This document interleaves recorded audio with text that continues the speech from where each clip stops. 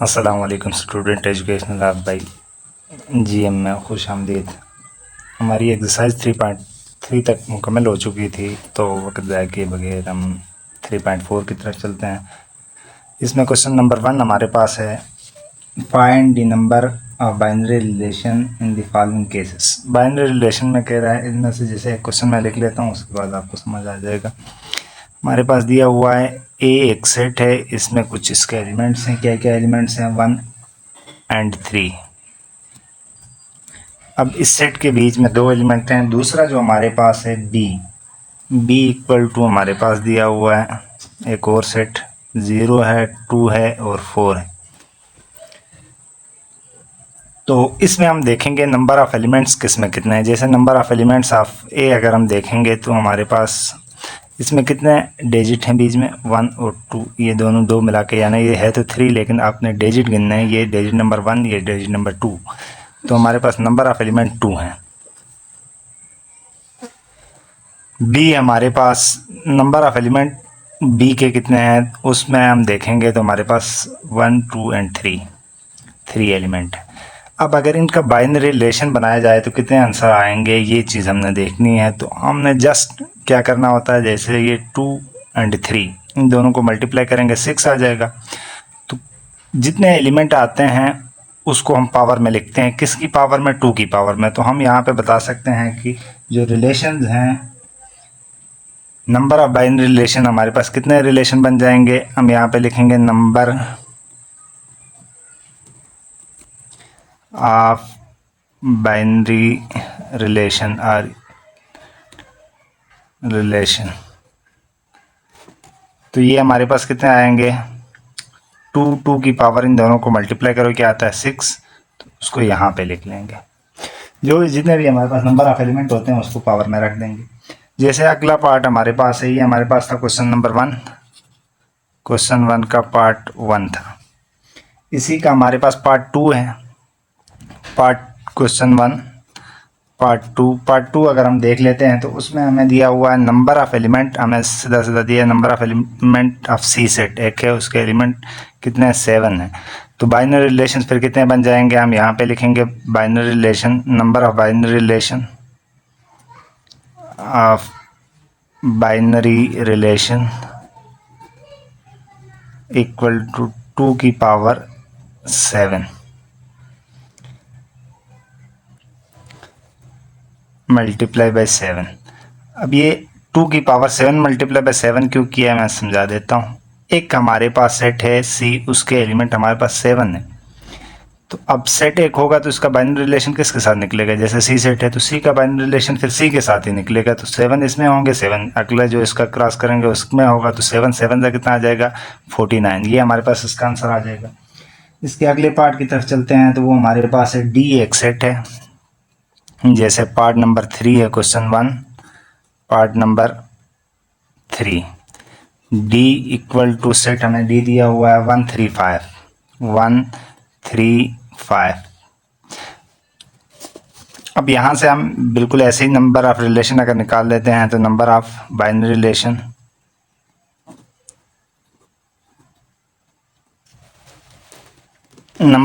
Relation equal to 2 की power देखें। अब डी अकेले सेट है तो इसका बाइनरी रिलेशन डी के साथ ही निकलेगा। 3 मल्टीप्लाई बाई 3 कितना आ जाएगा? 9 आ जाएगा। 2 की पावर 9 लिखेंगे, आंसर आ गया। क्वेश्चन 1 कंप्लीट हो गया।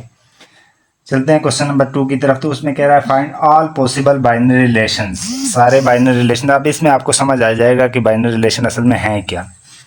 तमाम बाइनरी रिलेशन हमने निकालने हैं। Following cases mentioning the number of binary relation in each case. हर एक केस में बाइनरी रिलेशन भी हमने मेंशन करना है। जैसे हमारे पास फर्स्ट क्वेश्चन दिया हुआ है, क्वेश्चन 2 का पार्ट हमारे पास है ये 1। एक सेट दिया हुआ है ए में हमें दिया गया √2 √3 √3 एंड √5। ये हमारे पास एक ए सेट है। और बी हमारे पास दिया हुआ है 3 एंड √5। ये बी में एक ही एलिमेंट है। अब इसको हमने कैसे करना है देखें। हमने क्योंकि बाइनरी रिलेशन निकालना है, बाइनरी रिलेशन निकालेंगे तो हम सबसे पहले देखेंगे कि इसमें कितने आते हैं। 3 इसमें और एक इसमें। अब 3 1 ज़ा 3, देखें नंबर ऑफ एलिमेंट इसमें कितने हैं, 3 हैं, 1 2 एंड 3, और इसमें कितना है नंबर ऑफ रिलेशन, वो एलिमेंट 1 है, तो 3 1 ज़ा 3। अब 2 की पावर 3 करेंगे तो क्या होगा 8। अब हम यहाँ से ऐसे लिखेंगे answer equal to 8 total binary relation बनेंगे। लेकिन आगे हमने बाइनरी रिलेशन निकालना भी है, तो हम सबसे पहले दे देंगे R1 दे के इक्वल करेंगे। और यहाँ से देखें, यहाँ पे जो फर्स्ट है इसको इसके साथ मिलाएंगे, यानी A क्रॉस B में ये सारा आ जाएगा। हम इसको लिखेंगे √2 3 √5, ये इसके साथ जब क्रॉस होगा तो ऐसे आ जाएगा। फिर अगला R2 भी मैं आगे स्पेस है तो लिख देता हूँ R2 इक्वल टू, अब इसको फिर सेकंड वाले को दूसरे के साथ कर दें, √3 3 √5, ये हमारे पास R2 आ गया। फिर R3 लिखेंगे, R3 इक्वल टू हमारे पास देखें तीसरे में क्या होगा, ये तीसरे वाला उसके साथ मिल जाएगा 3 √5।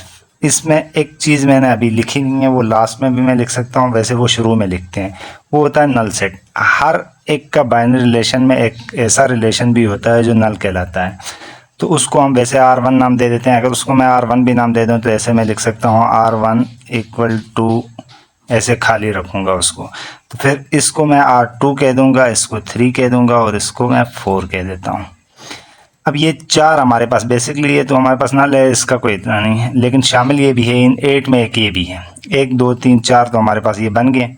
अब इन चारों में हम देखेंगे कि हमारे पास 1 2 3, इन तीनों को यूज़ करते हुए हमने बाकी 4 भी निकालने, तो हम यहाँ पे लिखते हैं R5 इक्वल टू, अब देखें R1 R2 और R3 को मिला देंगे, हमारे पास एक रिलेशन बन जाएगा पूरा √2 √5।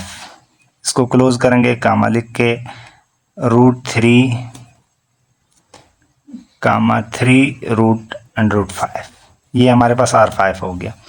अब हमने R2 और R3 को यूज़ किया था, हम R2 और R4 को यूज़ करके एक और बना देंगे, उसको हम नाम दे देंगे R6 इक्वल टू, यहाँ पे देखें R2 हमारे पास है √2 3 √5, और हमने R4 को मिलाना है साथ, तो R4 में हमारे पास था √5 3, ये √5 यहाँ पे मिसिंग हुआ है, तो इसको भी लिखेंगे √5 3 √5, यानी ये तीसरे वाला और ये वाला मिलाना था, तो यहाँ पे लिखेंगे √5 3 √5, ये हमारे पास 6 बन गया।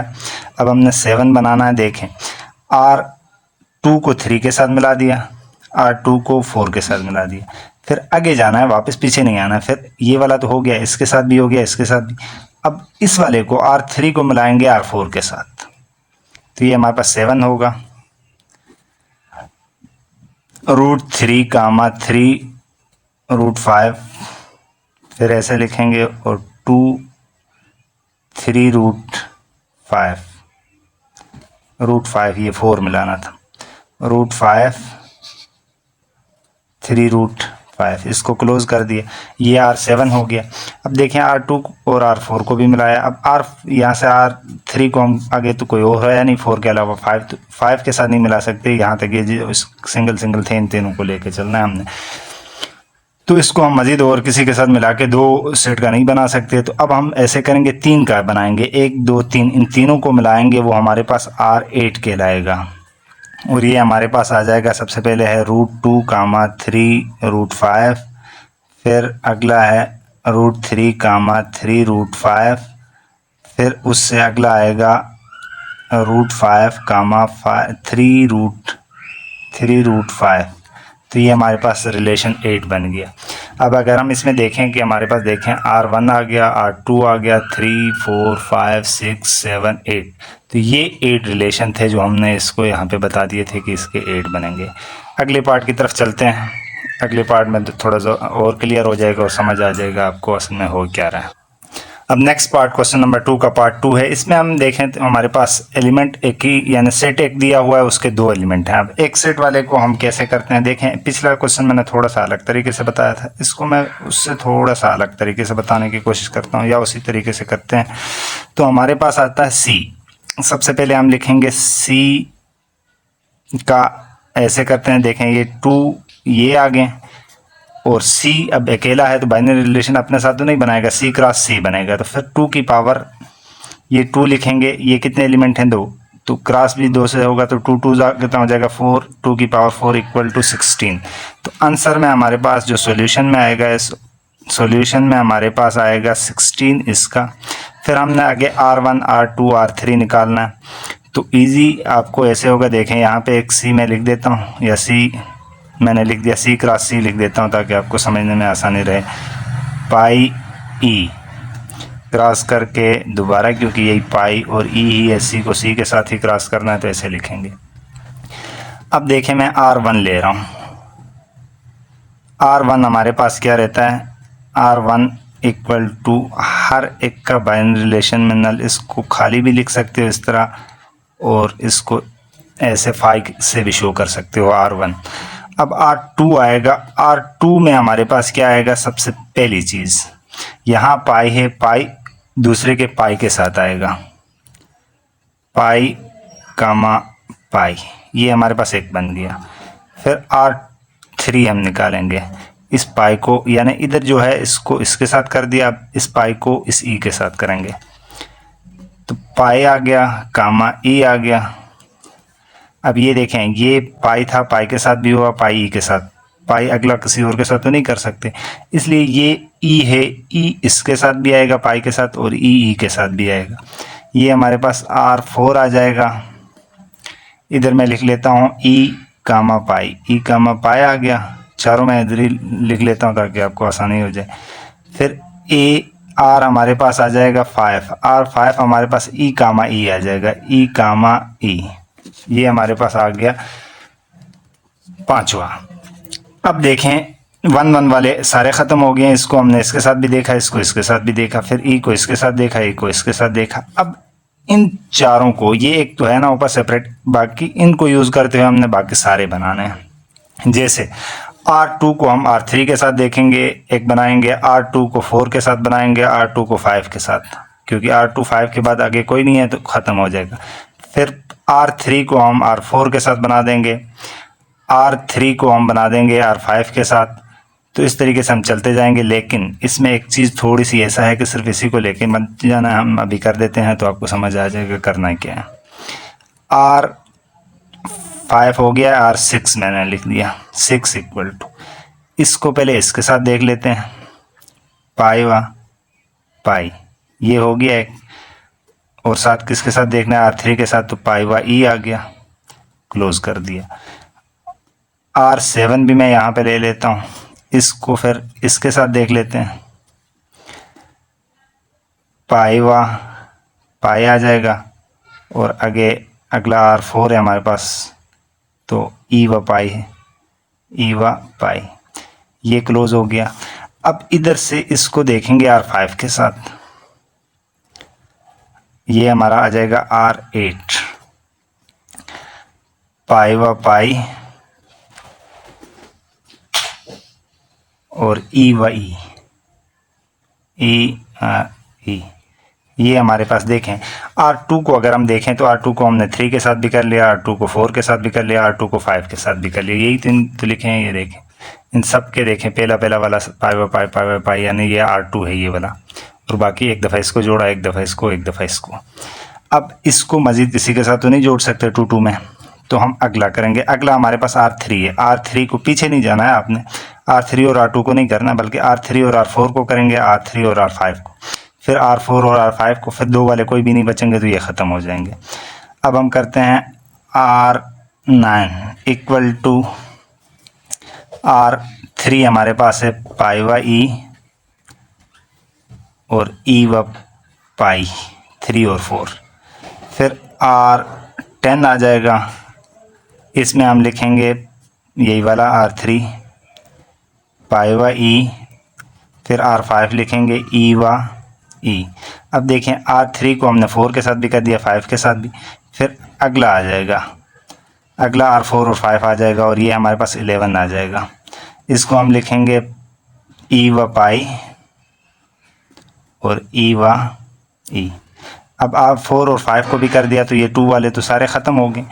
अब हम 3 को मिलाएंगे, यानी R2 3 और 4 को मिलाएंगे पहले, और इसको हम नाम दे देंगे R12।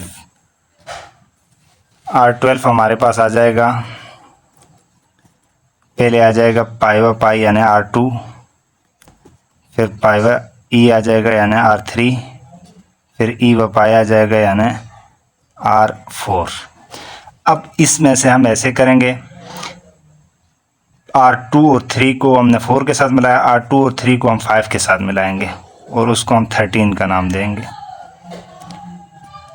पाई व पाई R2 आ गया, पाई व ई R3 आ गया, और 5 के साथ ई व ई। अब हम इन दोनों को अगला किसी और के साथ तो नहीं मिला सकते। अब हम ऐसे करेंगे, देखें ये पहले वाले को स्किप करके R3 से स्टार्ट लेंगे और हम इसको 14 कहेंगे। हाँ, इसमें हम एक पहले वाले को एक, अब 3 को स्किप करके हम पहले 4 को 5 के साथ लिखेंगे, फिर अगला R14 आ जाएगा, पाई व पाई आ गया। अब पाई व ई यानी R3 स्किप हो जाएगा, इसके साथ ई व पाई आ जाएगा, फिर ई व ई आ गया, ये 14 हो गया। अब ये R2 के साथ अगले दो कंबाइन, सारे ये दो भी कंबाइन हो गए और ये वाले दो भी कंबाइन हो गए। और फिर हम अब जाएंगे R3 से स्टार्ट करेंगे, R3 से स्टार्ट करेंगे तो ये हमारे पास 15 होगा। इसको हम इक्वल करेंगे, पाई व ई आ जाएगा, ई व पाई आ गया और ई व ई आ गया। अब क्योंकि 3 से 4 5 तो इनमें से किसी एक को भी हम स्किप नहीं कर सकते, अब 3 से स्किप करके अगला कौन सा मिलाएंगे, इसलिए अब हम 3 वाले हमारे पास एंड हो गए और ये हमारे पास R16 लास्ट होगा और ये 4 के 4 आ जाएंगे, यानी आ जाएगा पाई व पाई R2 भी आ जाएगा, R3 भी आ जाएगा पाई व ई, R4 भी आ जाएगा ई व पाई, फिर R5 भी आ जाएगा ई व ई। तो ये हमारे पास सारे R कंप्लीट हो गए, यानी कितने R बन गए, 16 R। तो यही हमने बताया था कि इसके बाइनरी रिलेशन कितने होंगे, 16 होंगे। तो ये इसका आंसर आ गया। चलते हैं इसके लास्ट पार्ट की तरफ, देखते हैं वो क्या। अब ये हमारे पास है क्वेश्चन 2 का पार्ट 3, जिसमें दो सेट दिए हैं, एक D दिया है D5 है, E हमारे पास 10 है, E हमारे पास 1/10 है, यानी D के 1 एलिमेंट है। एलिमेंट अगर मैं देखूं तो इसका 1 है और इसके 2 हैं, 2 1 2 आ जाएगा, 2 की पावर 2 4 4 हमारे पास इसका सॉल्यूशन में जो हमारे पास बाइनरी रिलेशन इसके बनने हैं वो कितने बनने हैं, 4। अब हम देखते हैं R1 हमें पता होता है, पहला हम 5 लिख लेते हैं, 5 का मतलब खाली होता है। फिर R2 पे अगर हम जाते हैं, R2 इक्वल टू 5 व 1 आ जाएगा, पहले 5 व 1 एक आ गया। फिर R3 हमारे पास 5 व 10 आ जाएगा, 5 व 10 यानी 5 को 1 के साथ कर दिया, 5 को 10 के साथ कर देंगे। 5 को किसी और के साथ तो नहीं कर सकते, 2 वाले ख़त्म हो गए। कोई भी है, यहाँ से देखें, इधर से एक मिलाओ, एक इसको मिलाओ, तो वो 2 ही बनते थे, दोनों हमने लिख लिए। अब हमारे पास R4 आ जाएगा। R4 हमारे पास क्या होगा कि इन दोनों रिलेशंस को मिलाएंगे, ये R2 और R3 को मिला के हम एक बना देंगे, वो होगा 5 व 1 और 5 व 10। ये हमारे पास आ गया। इनमें एक चीज़ शायद और भी है, डोमेन और रेंज भी फाइंड करनी है हर एक की। तो आपको डोमेन और रेंज फाइंड करनी है, तो देखें इसमें मैंने बाकी लॉन्ग क्वेश्चन में इसलिए नहीं समझा, आपको समझ नहीं लगेगी कि मैं क्या कह रहा हूँ। जैसे ये मेरे पास R2 है, R2 आप लिखोगे इक्वल टू 5 व 1 आ गया। ये पहले वाली डोमेन है, डोमेन इक्वल टू आपने लिखना है फर्स्ट वाली क्या है 5, और रेंज इक्वल टू ये दूसरी वाली है 1। इसी तरीके से हर R में आपने लिखना है, जैसे R2 में 5 व 10 आ गया, तो डोमेन आपके पास क्या रहेगी, डोमेन फिर 5 रहेगी, और रेंज आपके पास क्या रहेगी, रेंज इक्वल टू 2 आ जाएगी। अच्छा, पिछले 2 जो पार्ट कराए हैं उनमें भी करना है ये, उधर क्योंकि क्वेश्चन थोड़े से कम्प्लेक्स थे तो मैंने ये चीज़ इजी थी, इसको मैंने साइड पे रख के नहीं बताई, अब बता रहा हूँ। अब यहाँ से देखें R4 है, 4 में हमारे पास 5 व 1 दिया हुआ है और 5 व 10 है, यही ऊपर वाला। तो इसकी फिर डोमेन क्या होगी, डोमेन इक्वल टू, देखें दोनों में पहले 5 है तो 5 रिवाइज हो रहा है, रिवाइज होने वाली चीज़ या रिपीट होने वाली को हम एक ही दफ़ा लिखते हैं, 5 आ गया। और रेंज क्या होगी, रेंज में देखें 2 चीज़ें आ रही हैं, 1 व 10, तो ये दोनों लिख लेंगे, 1 व 10 इसकी रेंज आ गई और डोमेन इसकी 5 आ गई। बाकी ऊपर भी आपने करना है ऐसे ही। तो ये हमारे पास क्वेश्चन 3 कंप्लीट हो गया। इसी के साथ आज हम इस वीडियो को भी क्लोज़ कर देते हैं, वरना वीडियो बहुत लेंथी हो जाती है। तो अल्लाह हाफिज़। इससे अगले वाले क्वेश्चन इंशाल्लाह हम नेक्स्ट वीडियो में करेंगे। तब तक अल्लाह हाफिज़, मिलते हैं एक नई वीडियो के साथ।